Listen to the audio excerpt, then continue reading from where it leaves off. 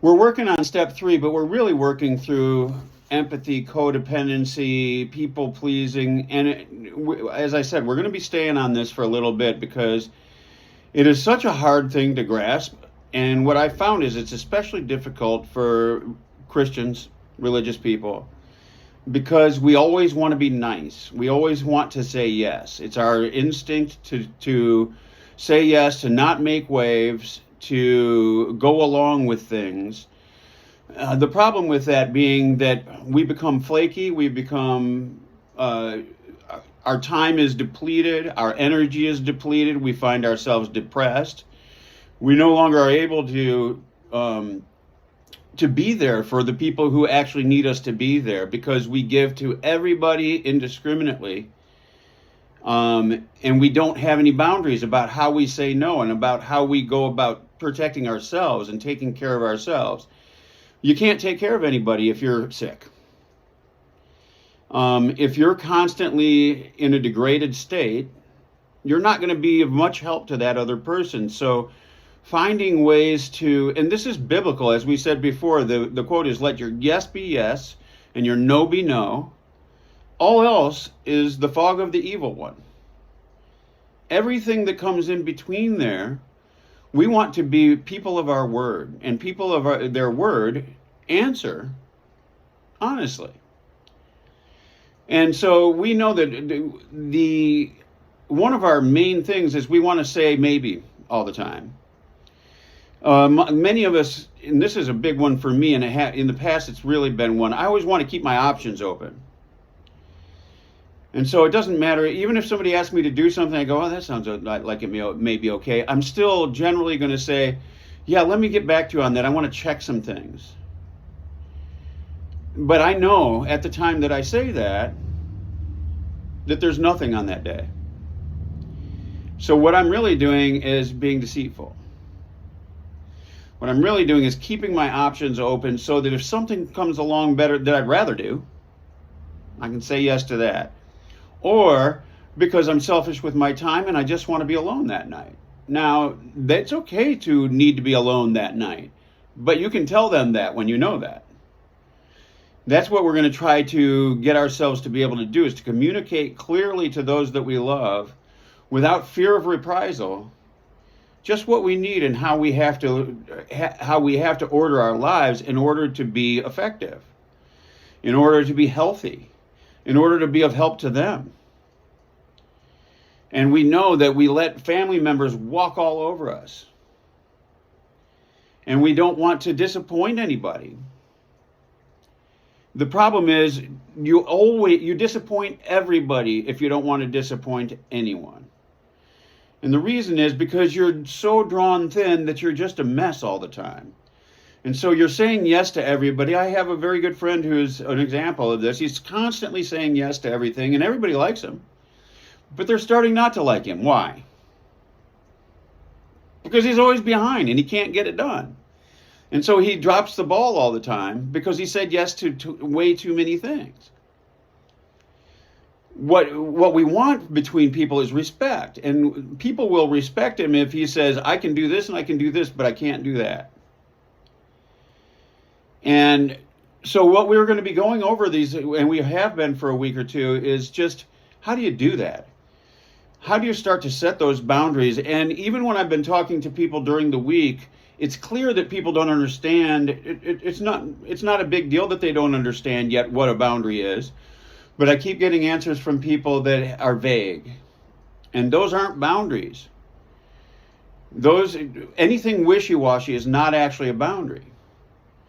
So when you say, well, I'd like it to go better with my mother, it's not a boundary. The boundary is, what will you allow that person to do, to ask, to get? Will you allow, for instance, Justin was telling us that his family will just walk into his house.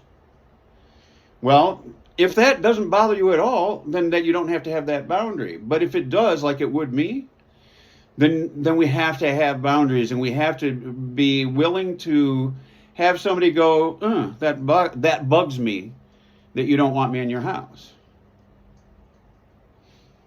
But it's my house. That's the operative word. And I guarantee that if we went into our parents' bedrooms and started looking through the drawers, they wouldn't like it. Everybody has a boundary. They just expect that they can walk on yours because you're their child. But we don't allow that. And we will only be as abused as badly as we're willing to be abused. We will take whatever we think we deserve from the other person. So starting to set boundaries, but really knowing what they are, not vague boundaries like, I want to have a better relationship. That's not a boundary. That's an idea. But what would be the boundary that would lead us to getting to those better relationships? Well, it would be letting your yes be yes and your no be no, and having each party know that what the other one is saying is true, and that it's solid, and that it's a clear-cut answer. So boundaries are the rules that keep relationships healthy. Steve Jobs is famous for his speeches on no, on saying no, because you can't say yes to the thing that is most important if you say yes to everything. We have to have no's to make room for the proper yeses. And so you're always giving up another yes when you say yes. And so we have to have priorities. We have to know what's important to us. And we don't do it because we don't answer yes and no because we want the other person to like us or we want the other person to think we're really helpful. If we are really helpful and we feel like helping, that's a good reason to do it. But we're not doing it for how it plays in their eyes. That's false. So, and realizing also that when I set a boundary, I'm not forcing anybody else to change either. That's not the point of it. I'm not forcing somebody to change. It's not about them. It's what I will take. This is all personal when it's boundaries. This is how much I can handle. And one of the things that I find we always do, and we'll get into this in a second, but we're always explaining ourselves. Just constant explanation of ourselves. And what does that tell other people? It tells them you're not solid on your answer. It tells them there's room to manipulate. Because you're feeling like you have to make sure it's okay. So, keeping in mind also the point that we brought up last week that just because I have boundaries, and I think that it should be pretty obvious that the other person, that this is a boundary, it's not obvious because everybody has different boundaries. That's why we have to communicate our boundaries. As I said, my ex-girlfriend will leave a key outside her house and say anybody can go in and go in the refrigerator, do whatever they want. I'm not going to do that. She's not wrong to do it. That's just her boundary, but it's not mine. Mine is, no, there is no key, and you can call in advance if you're coming by. I have the right to that boundary. And I don't even have to explain why I have that boundary. I might, if it's a person who's close to me, and I feel like there's a very simple explanation, like, you know what, I'm a little bit messy, I don't like it. I don't like when people take me by surprise. I might be working on something. I really just want to know so that I can prepare to spend time with you. And not have to drop everything. You don't say that part. You just, I want to be able to spend time with you, but if you come unannounced, I'm doing something else.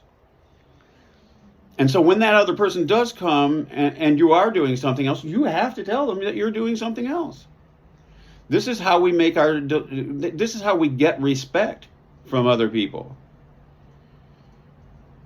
When you're clear about your needs, it makes other people respect you, not instantaneously. It does with strangers, They all like it. The problem is family who got so used to you giving in all the time, they will not like it instantly. But that doesn't mean we don't do it. That doesn't mean we don't stand our ground. It means that we have the courage to stand our ground until things shift. So yes, it's just they're just the practical application of letting your yes be yes and your no be no. Just being clear. That's what boundaries are. And we need boundaries of all kinds, physical boundaries, emotional boundaries. And so what I would hope people will do is, I see some people are outside so they won't be able to do this, but if you have a piece of paper nearby, I want us to start writing down what these boundaries are. And remember that this isn't set in stone once you do it, but there has to be a reason for that boundary to move. So when I say, well, my boundaries with my parents are I don't want them coming late in the evening, that's not a boundary. The time has to be part of the boundary, because they're late in the evening is too nebulous. They'll go, I didn't come late in the evening, I came at 9:30. But that may be late in the evening to me. And so what we do say is we sit down and we write down, I do not take calls before this time or after this time. I do not allow people to come to my house after a certain time. I require a certain number of hours in advance for them to let me know that they're coming. All of these things are the types of boundaries that we can actually learn about ourselves and get used to answering properly. We're always taken by surprise because we haven't set up our boundaries. We know what irks us, but we don't have it in writing and we haven't planned it. And so it's really easy for others to talk us out of our boundary. And in physical things, that ends up being abuse. People allow abuse from people who have authority over them. And it's really just a matter of, I haven't thought about that yet. But so, and I want to just go over this concept one more time, that we train people by how we react and how we conduct ourselves. We train them to treat us in certain ways. So just as we said with kids, if you tell a kid, no, no, no, okay, they will always badger you until they know that it's going to take 3 or 4 tries. But I know they give in eventually. So you're training them to know that you will eventually give in, and it drives you crazy. You go, I said no 10 times. The 10 times are useless if the 11th is yes. And so just getting used to saying, if I say no, it stays no. It stays no. Unless something changes. If a circumstance changes and I wish to change my mind about that no, I still reserve the right to do that. But just as you would tell a child, can we go to the baseball game? The answer isn't maybe, because they're going to badger you forever. The answer isn't no, no, no, no, okay. It's either yes, we're going, or no, we're not. And it makes everybody more comfortable. This is very true of children. In child psychology, they say that children appreciate your boundaries because they know the rules. Children really like to know how far they can go. And if you're the type of person who's really solid in what you say, there's no arguments. It was interesting because I was babysitting these kids who were godchildren of mine, and their parents couldn't understand why the kids always listened to me. And I go, well, one, I'm not their parents, so I have a distinct advantage. But two, it's because there is no equivocation. And I would stick with that with those kids. They were foster children, and I know that they had issues with safety, feeling safe. So for them, feeling safe is knowing that there's a solid adult who makes solid decisions. even if they're the wrong decision, but they're solid decisions. So if somebody said, can we have dessert tonight after we have it? I would say either yes or no. And if it was no, they never asked a second time. Well, they did at first because they had to test the boundaries. That's what people do. But once they knew the boundary, they never asked again. You know what they would do? They would start to bargain about a different day. Okay, well, if we're good, can we have it tomorrow night? Maybe. Then I'll say yes. I can give them a yes if there's a reason for it, if they're respecting the boundary tonight. But what we learn is that adults are exactly the same. We don't grow out of that. We still need the boundaries. We still, we always hear people that are from New York. Well, what I appreciate about New York is that they're straightforward. They tell you what they're thinking. Well, we do appreciate that about New Yorkers. It's not because they're rude that we like them. It's because I don't have to guess what they want. I don't have to guess what they're thinking about me. I don't have to make assumptions because everything is out in front of us. And that is the way to keep our home relationships tight too. Let your yes be yes and your no be no. But what I was going to say is that with this intermittent reinforcement, meaning that I say yes or no, but eventually I cave in, that's called intermittent reinforcement. And so what happens with that is it trains.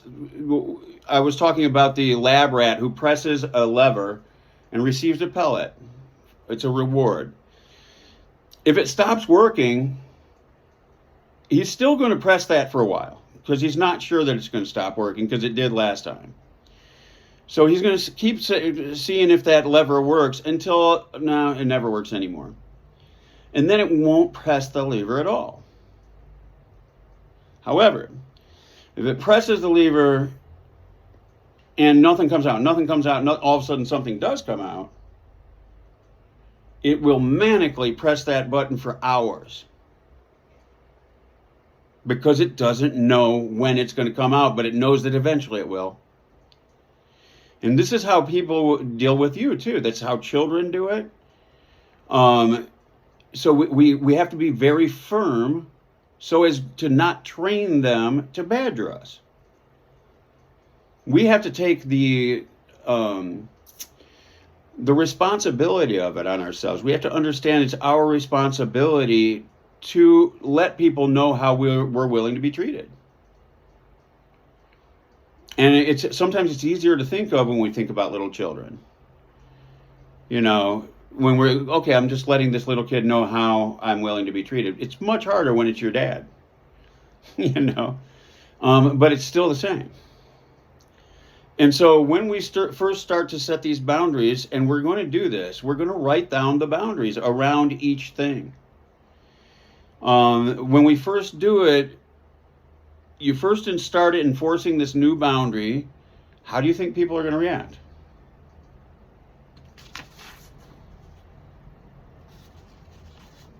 They're going to be defensive. You've broken the contract. This isn't how you were before. They're going to be accusative, maybe even angry when you first do it. What do you mean you don't want me in your house? So we have to be prepared for that. That's why our boundaries have to be known in advance, because as soon as that comes back at you, if you don't have a solid boundary, you're going to drop your boundary. And then you are caught giving in all the time. They know you will. So, and they're going to say rude things to you. You got to get used to that too. In the beginning, when you first start to say no, and when they're used to you saying yes, yes, yes, yes, yes.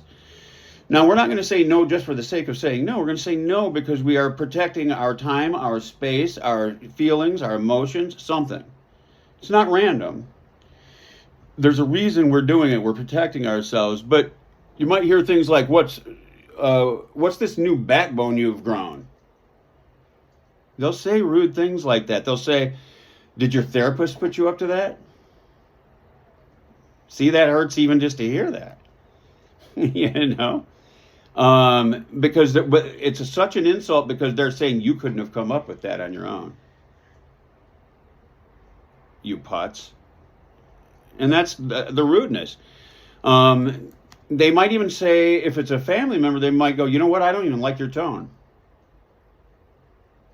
We're grown-ass people. You know? Our tone, they don't get to dictate our tone. Now, we do want our tone to be kindness. But that's not what they're actually reacting to. They're reacting to the fact that they always got their way before and they're not getting it now. So just as we talked about in the intermittent situation, the key is to stick with it. And you'll be amazed at how quickly they learn the boundary if they see that they can't break through it.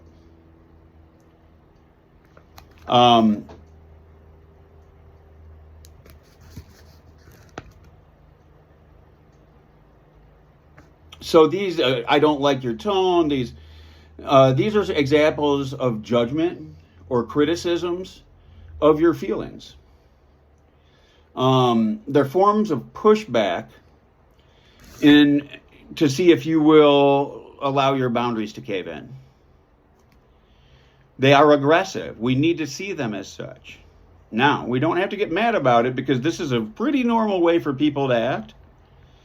The only way there's a reason to get mad at it is if they continue to disrespect your boundaries after you've made it very clear. So up until you've given them clarity about what you'll accept and what you won't accept, then don't be upset that they're pushing up against the boundary because they don't know what it is.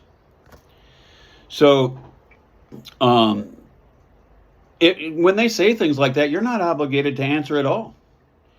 In fact, if you engage, you'll likely start to compromise the boundary. And a compromised boundary is what? It's not a boundary. It's a breach. A compromised boundary is not a boundary. If you set a boundary, let's put it this way, if you were to set a fence, a boundary at the edge of your property that no neighbor should cross without permission, it has to be firm and clearly marked. They can't be guessing at it. It has to be firm and clearly marked for you to say that they crossed it. Otherwise they don't know if they crossed it. If it moves 15 or 20 yards back or forth, depending on your mood, that's going to be it's a conflict waiting to happen. Because there's no clarity about the boundary, even in your own mind. It's how you feel today. So what we want to do is have boundaries that we've figured out in times when we're not heightened, when our mood isn't heightened, when we're not angry, when we're not tired, when we're not hungry.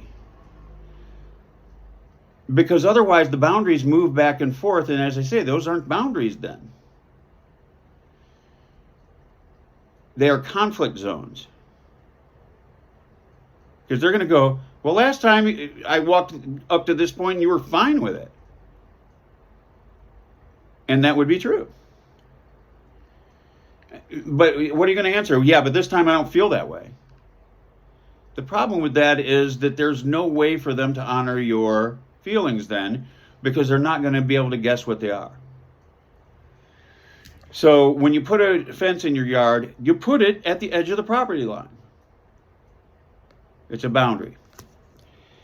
And if you back off, if you go, man, I don't think I can make this stand right now, then you train them that the criticism that they just gave you is how to get you to back away from your boundaries.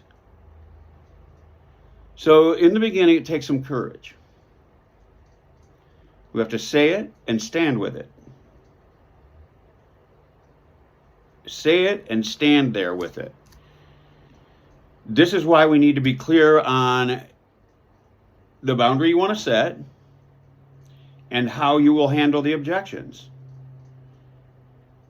These are things we figure out in here in classes. The reason you're here, the reason we go to programs that help us, is so that we have tools when it comes up.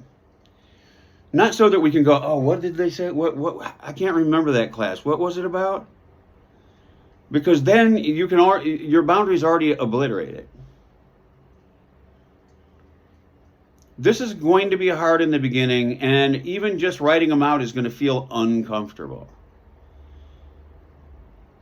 But there is no growth without discomfort, because we don't like change. Even good change is is disquieting.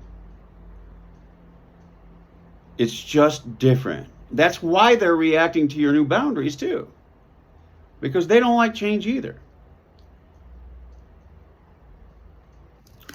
And the next thing we all need to know is we don't have to answer someone's question just because they asked it. Not everybody is entitled to question you. What do you say then? If they say something, if you don't think that they should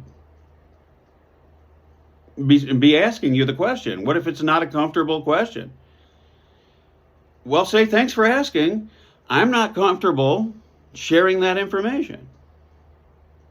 Thank you for asking, but I'm not ready to share that information. I hope you understand. And that's it. Not why. And there are going to be some people who don't understand boundaries that you're going to have difficulty keeping around. But as you'll see in all of this literature is, if you stay with it, even those people will recognize the boundary and automatically start to follow it. Why? Because it's the path of least resistance. They also want low resistance. And we use that to our advantage, is that they don't want the hassle either. So once they know what that boundary is, they're going to go, nope. They might say stuff about it in the beginning. I remember this happened a lot with masking and COVID and so forth. You know, when my brother would come standing too close to me during the height of it, and I'd put my mask on and move, and he'd go, oh, that's right. Yeah, oh yeah, you're super careful. And I go, you know what? You don't even have to say that. Just don't step up on me. You do not, it's not necessary that you announce that to everyone. Just respect my boundary. But of course, the reason that he reacted that way is because he was taken aback, felt defensive. Now, as soon as that happened, and I told him, that's my boundary. You don't have to explain it. I don't have to explain it. That's it, right there. I want you 6 feet away, masked or unmasked. I want you 6 feet away. So I don't have to explain that any further than that's what I believe. And from then on, he stopped saying, oh, I forgot, you're super careful. He just stayed away. And so, but I taught him that boundary that way, and I had to be willing to have him snap back at me the first time.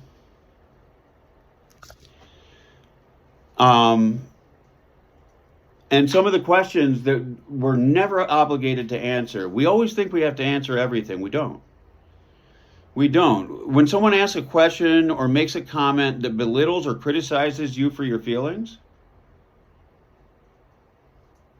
you don't have to acknowledge it. That's an attack that you don't have to play into.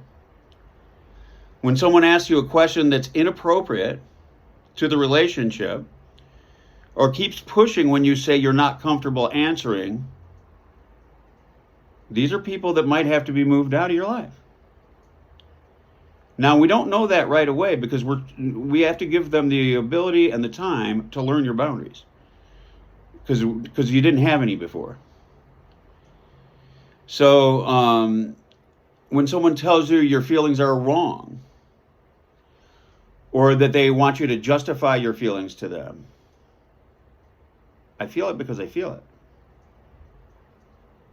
This is what I want for you. I want to be respected. I want you to respect this boundary.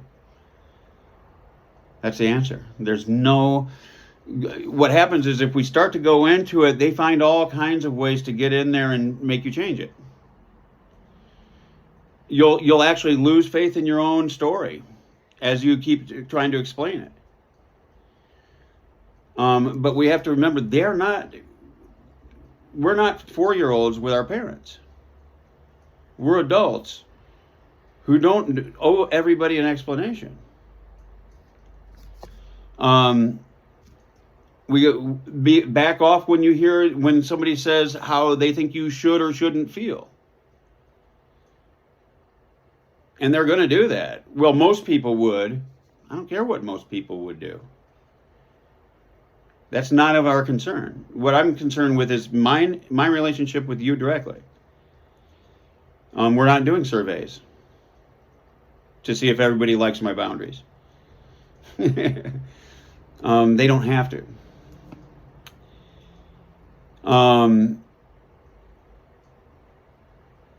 You're not obligated to do it when somebody emotionally dumps on you to a degree that's inappropriate to the relationship, to the depth of the relationship.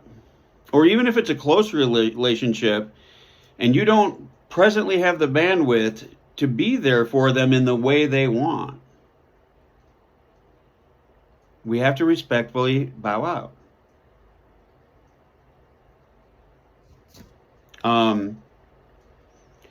And you can expect pressure on this one, especially people who are you'll recognize their abusiveness by what they say to you.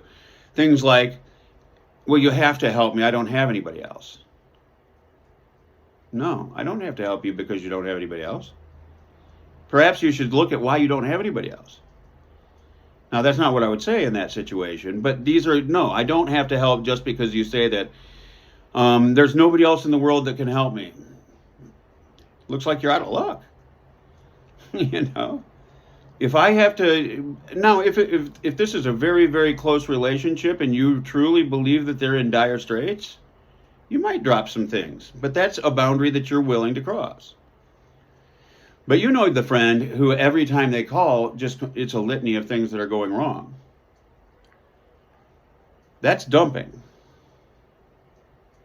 It's why we made that when we were doing our calls in here and you would call your accountability partner once a week, and we said we would limit it to 5 minutes.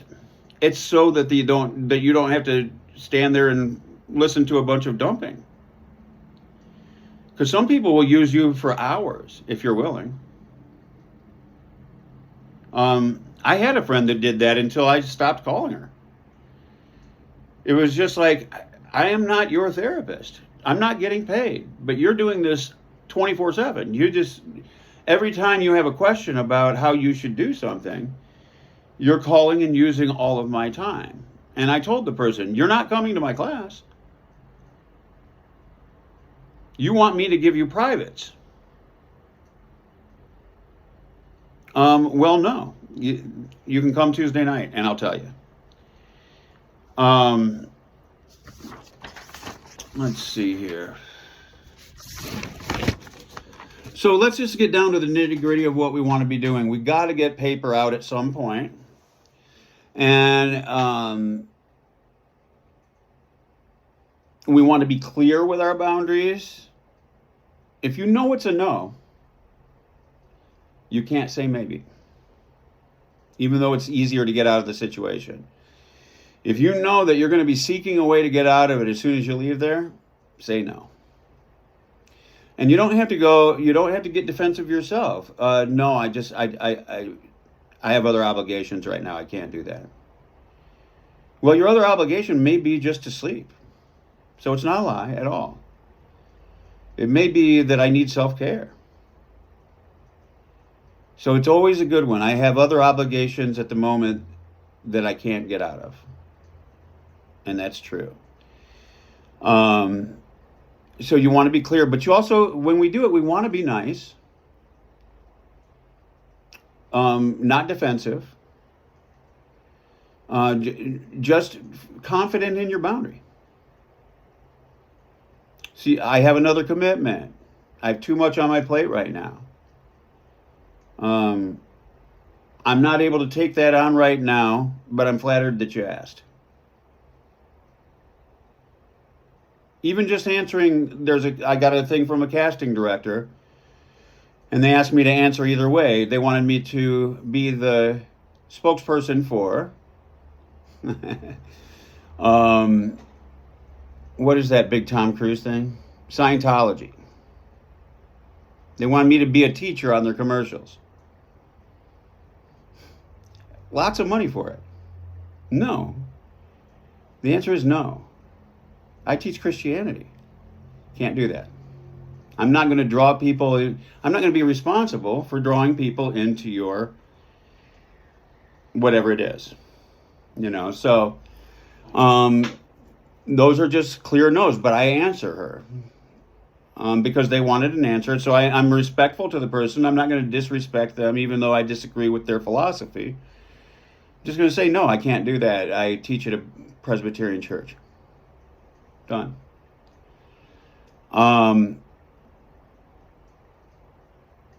So let's get to this. Name 3 things that your family does, your parents or your brothers or sisters do that irritate you. This is where we start to see where our boundaries are being crossed. Maybe when they walk in, they just go into the refrigerator. Maybe they walk in unannounced.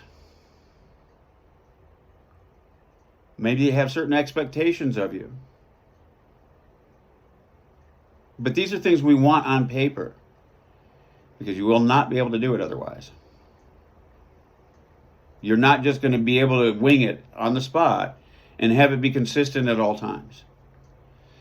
So if you don't have paper right now and you want to start thinking about that, think about that. Because we are trying to find out what are our boundaries around our siblings. What am I willing to take and what I'm not? What am I willing to do and what am I not willing to do? My parents, what am I willing to do? What am I not willing to do? Where are they crossing a line that I don't like? Maybe an even harder one sometimes, job. What is it that your boss is doing? What is it somebody in your department is doing that crosses your line? Maybe your boss crosses the line of gets too close to you, says inappropriate things, touches you. If you don't have boundaries, you will not stop that. And how clear are these boundaries that you have around these situations? Are they so clear that no one could misconstrue them? Well, probably not at all right now, because we probably don't have any. The reason we want to write them down again is because we don't want them to change based on our moods, based on whether we ate enough today, based on whether we got enough sleep last night. Because that's very, very confusing to a person who's trying to figure out your boundaries if they're constantly moving. And you're going to be irritated with them nonetheless when they cross them, even though they didn't know where they were. So things like somebody coming into your house, the boundary isn't, I would like them to respect my space. I would like them not to come into my space without my permission, without a certain amount of time beforehand. Maybe not at all. Maybe not at all. You have every right to have that. And it is not unkind to take care of yourself. The best way, the way for us to be able to serve other people is to have enough energy because we take care of ourselves. And as I was saying, when I was doing this recent intervention, I got trampled on. I went too far. My boundaries were not good enough. I didn't have them solidly put in front of my face, and I ended up exhausted. Because it was an emergency situation, I was taking calls at 6 in the morning and midnight. Even in an emergency situation, you still have to have boundaries. You didn't create the emergency situation.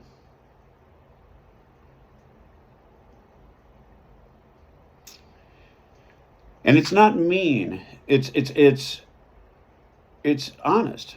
It's clear. It's letting your yes be yes. When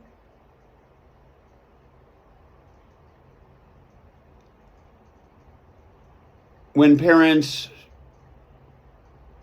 say your parents want to come over for Easter and you don't want them to, would you be able to say no?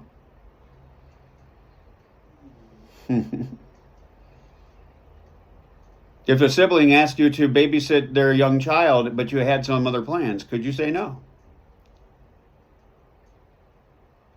Some will, some of you will be able to, some of you wouldn't. But but if you don't have a solid plan on this, and it doesn't take very long. I sat down and I was thinking, oh no, this can take hours to set up my boundaries. No, it takes about 5 minutes, 10 minutes.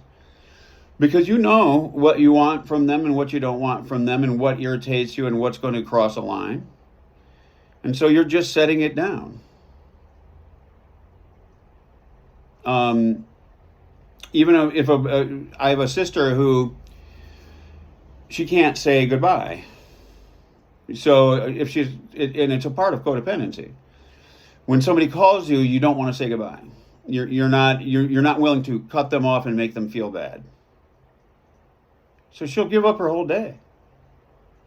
If somebody will talk for 4 hours, she'll do it. But what happens? She'll never pick up the phone when you call. That's what eventually ends up happening.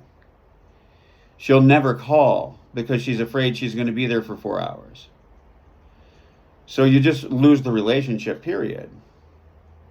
And you don't know why. But the reason she would say is because you talk too much. But that's not the reason. The reason is because she doesn't have any boundaries.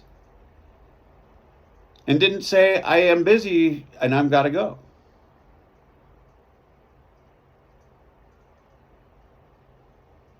If somebody's supposed to meet you somewhere, how long do you wait before you just leave if they're late? Do you have a time? If you have a time, you're not angry the whole time. If you don't, every minute that they're late gets you more and more irked. So in the salon, even though I might be 20 minutes, 30 minutes late sometimes, of course, I'm going to send them a text and say I'm running behind. But if somebody doesn't send me a text and shows up 25 minutes late, I'm not doing their hair. I don't care if they came for 50 miles. I have to teach them to respect my time. And I used to not do that. And so what would happen is they'd be 25 minutes late the first time, 35 the second time, 25, 30, 40. It was all over the board. So I just would never know when they were coming. And so what I would start to do is I'd have to book an extra hour on the back end that somebody else couldn't have. So I would be taking an unpaid hour to adjust to their timing. Well, now, if it's 21 minutes, you're gone. You need to be rebooked. And so I'm not, up until that 20 minutes, I don't look at the clock and get super concerned. I just know what the deal will be. If there've been 15 minutes, I know in 5 minutes, it's over and I'm going home. You know? And so setting up those boundaries, and I'm telling you, I used to think, well, if I do that, they're not going to come back to me. That's nonsense. They did every time. Because they fully understand, if you're nice about it, look, if you're 25 minutes late, everybody for the rest of the day, I have to put out for 25 minutes. And so in order to be responsive and kind to the rest of my clients for the day, I have to rebook you.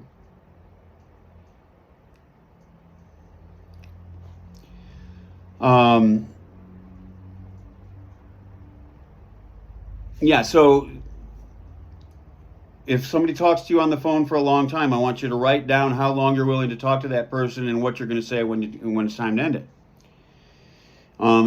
Even a better way is to establish with a person who does that how long you're going to talk.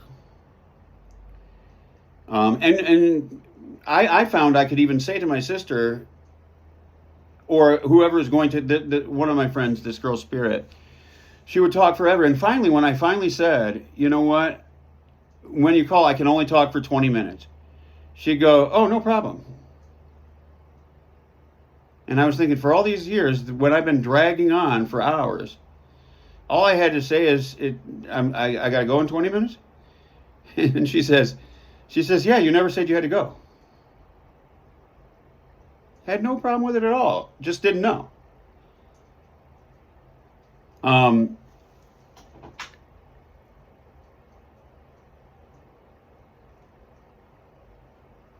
what we're going to be getting into in the next couple of weeks is there's so many things that have to do with this.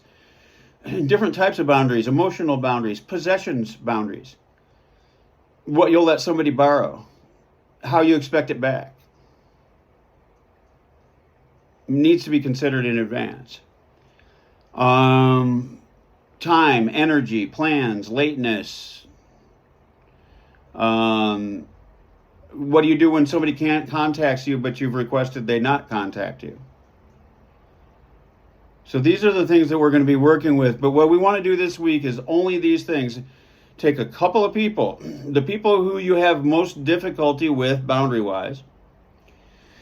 Write down sort of the situations that are causing anxiety on both sides. And go, what would I like to see here? What would I feel respected? For instance, if somebody's coming into my house, what would I need to feel respected? Well, I'd need them to call me hours in advance, however many you want. And it's not good enough just that they call. I have to answer. I have to know they're coming. They have to have established with me that they are coming at that time. Now, if they say then that they're coming at that time and they're 20 minutes late, I'm leaving. unless they're respecting me enough to say, I'm caught on the freeway, I'm so sorry I started late. But even then, if I have something coming up after that, the person who is late is the person who should pay the price, not the next person who was not. And what it comes down to, guys, is it's not even about paying prices. It's about clarity. It's about being people whose words are their bond. Does that mean you're leaving, Justin? Yeah. Okay. Love you, brother. We'll see you later. So yeah, let's stop there. But I'm going to ask you what you've worked out when we come back next week. I want to ask people, I'm not going to call on you if you don't, but I really want you to sit down and start to go, okay, around this person, what are my boundaries? Around strangers, what are my boundaries? I have one of my boundaries is I hate it when people touch me that I've not given the right to. I had to do it with my boss the other day at the church. He touches my stomach to point out that I'm overweight. Not okay. And I told him that. Nobody touches me physically without my permission. I promise you he's never going to do it again. It's a rude thing to do anyway. Most people, if you touch them to tell them that they're overweight, they knew. They knew they were overweight. You didn't give them a big surprise. So yes, but I don't get mad at him the first time because he didn't know the boundary. I just go, no. You can't physically touch me without permission. People will say rude things. Saying rude things is one thing. And we have boundaries there too. But this one is a personal, physical boundary. When people stand too close to me in my space, I let them know when they're talking to me. Some people will just put up with it and allow the person to close talk them, stand right up in your face. And I always say something. I try to be funny. I go, if I'm close enough to kiss you, I'm too close. If I can smell your cologne, you're too close to me.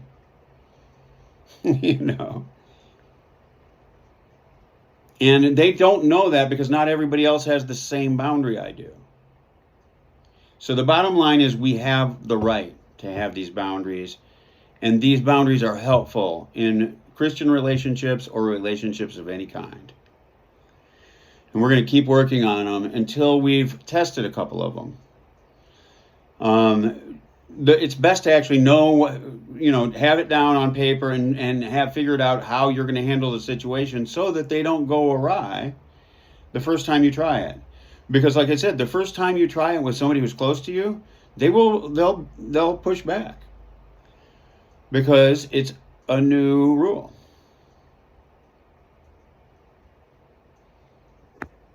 So we'll stop there and we'll go into any questions or open share. But first I want us to we're just going to do a 2-minute silent meditation. I'm not even going to lead us through it in terms of, I just want us to stop. You can say a prayer in your head if you'd like to, but what I want you to do is concentrate on your breathing, maybe even count your breaths for these 2 minutes. All we're trying to do is get our mind off the world, get our mind off of the things that we have to do, that we didn't do, that we need to do, and get ready to share openly. So I will set the timer